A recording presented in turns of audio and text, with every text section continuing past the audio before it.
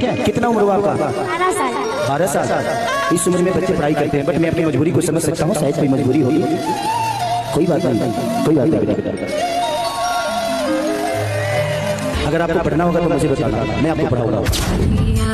भैया हो राजा भैया। मैं कुछ कुत्तों से कुछ कहना चाहता हूँ जो दिन रात खेसारी लाल यादव जी को ट्रोल करते हैं। अरे जितना बड़ा दिल खेसारी लाल यादव जी का है ना, उतना बड़ा तेरा भोजपुरी इंडस्ट्री भी नहीं। हर इंसान के पास एक ही दिल होता है और वो दिल खेसारी लाल यादव जी न जाने कितनी बार जीत चुके हैं। एक पौआ लाल को खुश करने के लिए ये लोग खेसारी लाल यादव के पीछे पड़ा है। शर्म आनी चाहिए तुम लोगों को। ये लोग जिन्हें दिन रात गरियाते हैं, वो इंसान इनकी जीवन संवारने में लगा है।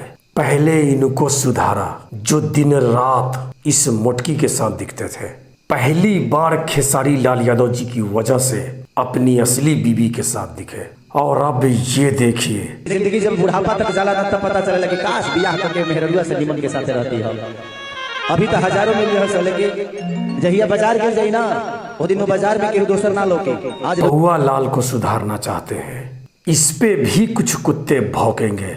अरे तू भौंकता रहे, खेसारी यूं ही अपना दिल अपना प्यार लुटाता रहेगा। मैं अपनी मजबूरी को समझ सकता हूँ, शायद कोई मजबूरी होगी। अगर आपको पढ़ना होगा तो मुझे बताना, मैं आपको पढ़ाऊंगा। धन्यवाद।